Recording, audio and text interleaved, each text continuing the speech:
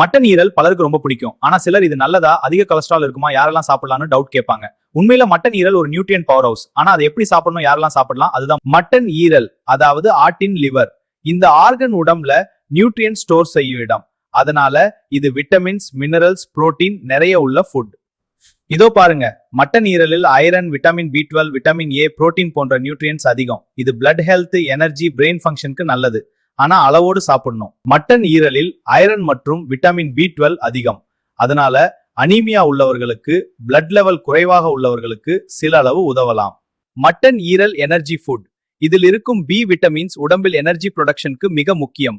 அதனால் weakness, tiredness குறைவாக இருக்க உதவலாம். மட்டன் ஈரலில் விட்டமின் B12 அதிகம். இது பிரெயின் ஹெல்த்துக்கு முக்கியம். யாரெல்லாம் சாப்பிடலாம்? ஐரன் டெஃபிஷியன்சி, வீக்னஸ், புரோட்டீன் தேவை உள்ளவர்கள் சாப்பிடலாம். ஆனா அளவோடு தான் சாப்பிடணும். இந்த பீப்புள் அளவா அல்லது டாக்டர் அட்வைஸோடு சாப்பிட வேண்டும். High cholesterol, uric acid problem, gout problem உள்ளவர்கள் அதிகமாக சாப்பிடக்கூடாது. மட்டன் ஈரல் சமைக்கும் போது இந்த டிப்ஸ் ஃபாலோ பண்ணுங்க. நல்லா கழுவவும், அதிக நேரம் சமைக்காதீங்க, மீடியம் ஹீட்ல குக் பண்ணுங்க. ஓவர் குக் பண்ணினா ஹார்ட் ஆகிடும். அதனால குயிக் குக் தான் பெஸ்ட். மட்டன் ஈரலை சமைக்க நல்ல ஆப்ஷன்ஸ்: ஈரல் ஃப்ரை, ஈரல் மசாலா, ஈரல் பெப்பர் ஃப்ரை. இதுல மிளகு சேர்த்தாலா டைஜஷனுக்கும் நல்லது. மட்டன் ஈரல் டெய்லி ஃபுட் இல்லை.